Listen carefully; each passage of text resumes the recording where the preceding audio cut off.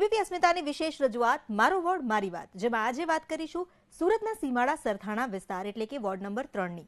અહીંના સ્થાનિકો કાઉન્સિલરથી કેટલા ખુશ છે અને કઈ બાબતોને ધ્યાનમાં રાખી કરશે મતદાન, જાણીએ। મારો વોર્ડ મારી વાતમાં આજે વાત કરીશું સુરતના વોર્ડ નંબર 3ની સીમાડા સરથાણા વિસ્તાર છે। આ વિસ્તારમાં કેટલોક નવો વિસ્તાર પણ ઉમેરાયો છે। સોસાયટીના સભ્યો, પ્રમુખો, કારોબારી સભ્ય આપણી સાથે મોજૂદ છે। સુરત મહાનગરપાલિકામાં અત્યારે હાલ વહીવટદાર નિમાયા છે, ત્યારે આગામી સમયમાં પાલિકાની ચૂંટણી આવનાર છે। જો કે 5 વર્ષ દરમિયાન કયા પ્રકારની સુવિધાઓ મળી છે અને હવે આગામી 5 વર્ષ દરમિયાન કયા મુદ્દાઓને ધ્યાનમાં રાખીને તેઓ મતદાન કરશે, સોસાયટીઓના પ્રમુખ સાથે વાતચીત કરીશું। આપ કઈ સોસાયટીના પ્રમુખ છો, તમારા કયા મુદ્દાઓ છે મુખ્ય અને કઈ રીતે માંગ કરી રહ્યા છો?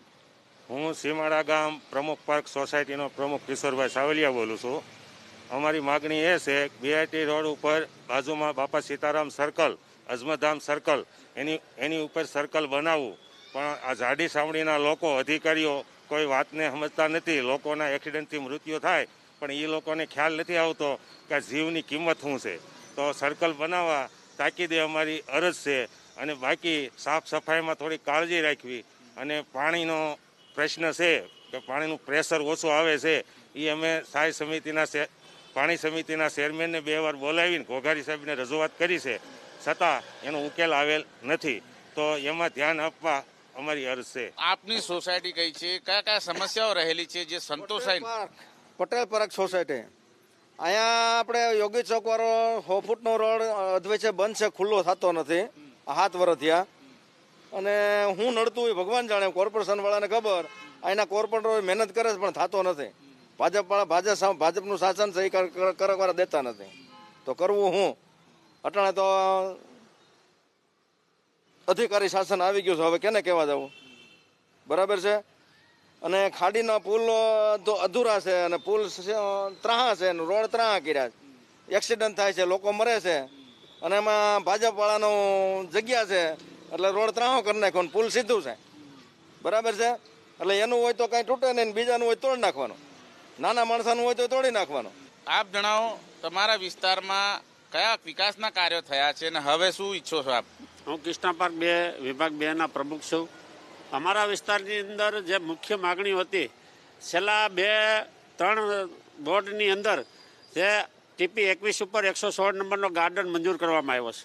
3 વાર બોર્ડની અંદર મંજૂરી કરવામાં આવી છે। અમે ગમે ત્યારે રજૂઆત કરી છે તો એવું કહે છે કે તમે હજી તો એનો પ્લાનિંગ બને છે, એના આર્કિટેક્ટ નિમવામાં આવ્યા છે, આ રીતની ગોળ વાત કરીને આ ત્રીજું વર્ષ છે, તો 3 વર્ષ પૂરા થઈ ગયા, ત્યાં સુધી બોર્ડમાં મંજૂર થયું। તો જે કામો બોર્ડની અંદર મંજૂર થતા હોય તો એ કામો હજી 1 વર્ષની અંદર લેવામાં નથી આવ્યા।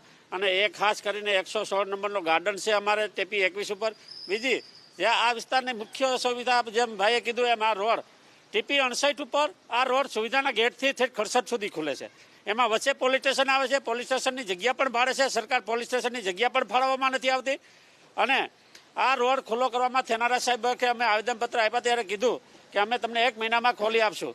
પછી થેનારા સાહેબ ગયા પછી 1 પણ વાર આ રોડના અધિકારીઓ ઝોનલ લેવલવાળે રજૂઆત કરી તો એવું કીધું કે કોર્ટમાં ગયા છે, કોર્ટની અંદર સભ્યો કેસ હારી ગયા છે, જે માલિકો, જે જગ્યાના માલિક છે એ બી કેસ હારી ગયા છે, ટીપીઓએ સાંભળી લીધા છે, રસ્તો ખુલ્લો કરવાનું કીધું છે, પણ જેની આની મેલી મુરાદ થઈને, એના ધારાસભ્ય અને અધિકારીઓની મેલી મુરાદ થઈને આ રોડ ખોલવામાં આવતો નથી। તમે જણાવો, જે વિસ્તાર છે તમારો, એમાં કોર્પોરેટરો આવે છે ખરા, કામો કર્યા છે ખરા? આવે છે, એ લોકો મહેનત કરે છે પણ ઉપર કોઈ સાહેબો એને સાંભળતા નથી। અમારા કામ ઘણા થયા અને ઘણા હજી બાકી છે, જેવી કે માનો ને સુમન સ્કૂલો, કોલેજો સરકારી કોઈ છે નહીં આ એરિયામાં, બરાબર? અને એ લોકો માંગણી કરે છે, પબ્લિક એ માંગણી કરે છે, પણ એ કોઈ અધિકારીઓ કોઈ ધ્યાન દેતા નથી। અને આ એરિયામાં સાફ સફાઈની થોડીક વધારે જરૂર છે। રાત્રિ સફાઈ તો સાવ બંધ થઈ ગઈ હમણાં 6 મહિનાથી, બરાબર? જે દૂનો કોરોના આવ્યો તે દૂની રાત્રિ સફાઈ બંધ છે। અને દિવસના આવે ત્યારે ખાલી ઉપર કચરું વારી જાય, ધૂળ રોડમાંથી એમ જ પડી રહી છે, બરાબર?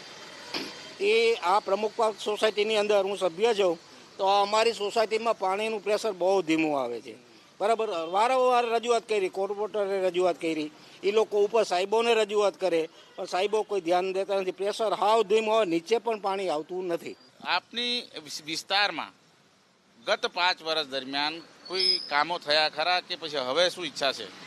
હવે ખરેખર આપણે 1,80,000 એટલામાં અમારા વિસ્તારમાં સંખ્યા છે, તો કે સુમન શાળા નથી, બરાબર.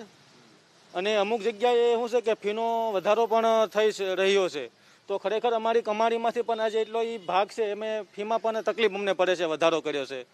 અને ખાસ કરીને જે સુમન શાળા છે તે ખુલે એવો મારો નિવેદન છે.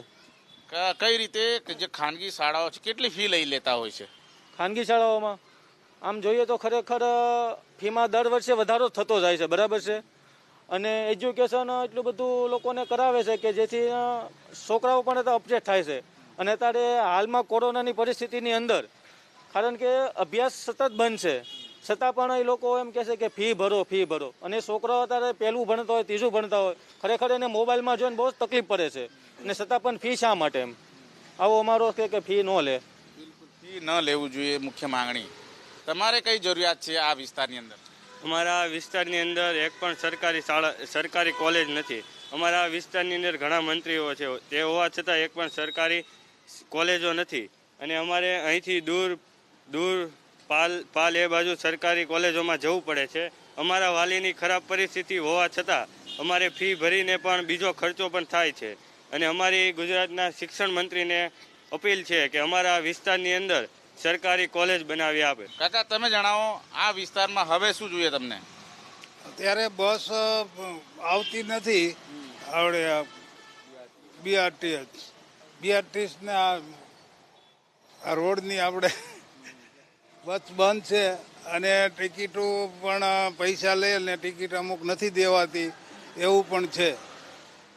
કઈ રીતે ટિકિટ? એટલે ટિકિટ લેવાની જ નહીં ને એમને બેસી જવાનું એવું? હા, આ સિટીની બસમાં એવી રીતે ચાલે છે. ઘણા બેસી જાય, પછી આપણે પૈસા લઈ લે અને નજીકના ઉતરવાનું હોય ત્યાં ઉતારી દે કે ભાઈ જાઓ તમારું ટિકિટમાં. એ લોકો 2 રૂપિયા ઓછા લઈ લે એટલે ટિકિટ આપવી નહીં, એમ એવું ચાલે.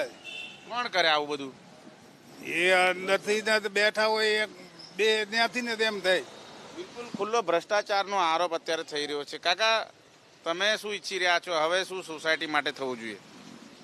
વેરા બહુ આવે છે એટલે જરૂરિયાત પડતું નાનો માણસો છે, વેરા બહુ આવે છે, એનું કાંઈક નિકાલ લાવો.